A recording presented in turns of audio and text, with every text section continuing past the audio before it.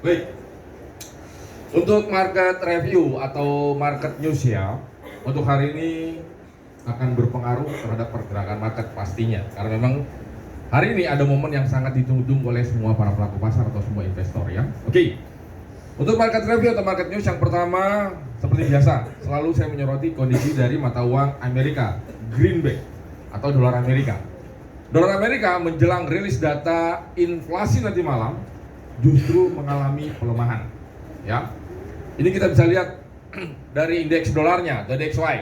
Kemarin berada di level 102.58. Pagi ini anjlok dia ke level berapa? 102.28. Pelemahan dolar Amerika tidak lain dan tidak bukan adalah karena adanya aksi profit taking. Itu wajar. Karena apa? Para pelaku pasar tidak mau berspekulasi akan rilis data nanti malam. Jadi kalau memang mereka sudah ada posisi di level yang tertingginya, mereka liquid dahulu. Ini yang namanya aksi profit taking. Seperti itu ya. Oke. Untuk sesi Asia dan sesi Eropa, diprediksi untuk pergerakan dolar Amerika cenderung sideways. Ya. Oke. Lalu untuk kita korelasikan terhadap pergerakan market, terutama terhadap gold atau emas. Ya. Pergerakan emas kita coba flashback dahulu. Kemarin atau semalam tertingginya berada di level 2040, terendahnya 2020. Kalau kalian perhatikan dari awal pekan hingga semalam masih berada di range 2045 sampai dengan 2050, terendahnya 2015. Berada di range itu pergerakan.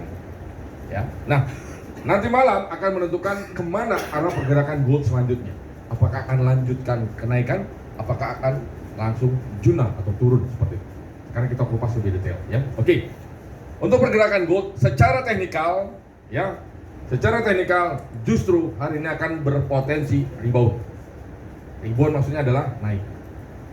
Sasarannya kemana? Akan mencoba menjebol level yang tadi saya katakan, range 50. Kalau level tersebut berhasil dijebol, akan ada 65 dan 75 seperti itu. Kalau secara teknikal. Ya. Kalau secara fundamental kita tahu nanti malam akan ada banyak rilis data inflasi, ada CPI yang monthly, ada CPI yang yearly, lalu ada core CPI dan ada rilis data unemployment claim. Dari 4 data ini diprediksi mix, ya. Untuk core-nya diprediksi unchanged 0,3%. Untuk CPI-nya diprediksi naik dari 0,1 menjadi 0,2%. Untuk yang CPI yearly-nya diprediksi naik dari 3,1% menjadi 3,2%. Lalu untuk jobless claim-nya diprediksi turun. Naik maksud saya untuk penganggurannya dari 202.000 menjadi 209.000. Ya. Dari 4 data ini fokusnya adalah CPI yearly. Apabila sesuai dengan prediksi dari 3,1 menjadi 3,2, berarti dolar akan strong. Emas bisa jebol level 2015. Sasarannya kemana Pak? 2010, 2005. Itu kalau secara teknikal. Berarti potensi rilis data nanti malam akan sangat vital. Akan menjadi indikator apakah The Fed akan memangkas tingkat suku bunganya di Maret nanti atau tidak. Ya. Jadi data nanti malam sangat krusial. Oke, itu dari pergerakan gold. Sekarang kita beralih ke minyak. Minyak justru bergerak turun. Karena apa? Semalam ada rilis data crude oil inventory atau data cadangan minyak mentah Amerika. Di luar dugaan, cadangan minyak mentah Amerika bertambah. Ini yang menekan pergerakan dari minyak. Tapi dari sisi fundamental yang lainnya, kondisi di Laut Merah ini masih memanas. Karena apa? Ada banyak beberapa perusahaan bahan bakar minyak ini belum melalui jalur tersebut untuk area distribusi, ya. Karena masih ada standby-nya pasukan Houthi atau Yaman. Seperti itu ya. Sedangkan permintaan masih stabil. Oke, ini pergerakan minyak. Potensi akan coba turun. Tapi begitu rilis data nanti malam inflasi sesuai dengan kalau seandainya dolarnya menguat, dia akan turun. Tapi turunannya terbatas karena minyak tidak terlalu berpengaruh secara signifikan akan rilis data inflasi. Oke. Sekarang kita beralih ke major rate Euro, Pound Sterling, Aussie serta Yen. Aussie bergerak menguat pagi ini karena apa? Ekspektasi rilis data Cina nanti ya itu positif. Ini yang mendukung penguatan Aussie. Ya. Selanjutnya untuk Yen, yen masih melemah ya. Sekarang berada di level 145, hampir 145. Karena apa? Masih ekspektasi bahwa dolar masih strong. Yang kedua, recovery-nya Jepang pasca gempa ini belum secara signifikan rebound untuk penguatan pertumbuhan ekonomi dari Jepang gitu ya. Untuk euro dan pound sterling keduanya bergerak menguat. Karena apa?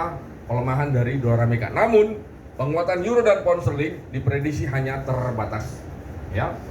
Karena apa? Semua market tertuju akan rilis data nanti malam. Jadi kalau untuk sesi Asia dan sesi Eropa, pergerakan market cenderung sideways. Tapi kalau di emas tadi sudah bergerak hampir 10 poin ya. Tertinggi di level 2030. Ternanya 2023 kalau saya tidak salah. Ya, seperti itu. Oke. Lalu kita beralih ke indeks saham. Indeks saham Amerika justru bergerak menguat atau bergerak naik. Memang tipis dia. Dow Jones Industrial Average naik 0,6%, S&P 0,5% kenaikannya, dan Nasdaq tertinggi dia 0,8%.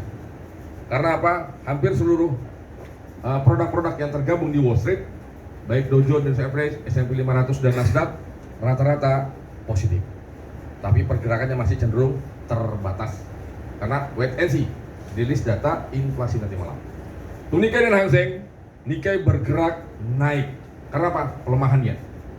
Hang Seng juga dia bergerak naik. Karena apa? Ekspektasi yang tadi saya katakan, rilis data Cina bagus. Seperti itu. Ya, oke. Itu market review atau market news dari sisi teknikal dan dari sisi fundamental. Ya. Oke, dan seperti biasa juga nanti malam kita akan kembali webinar dan live trading ya. Seperti biasa juga linknya saya akan share di grup. Oke, ada yang mau ditanyakan seputar market? Silakan.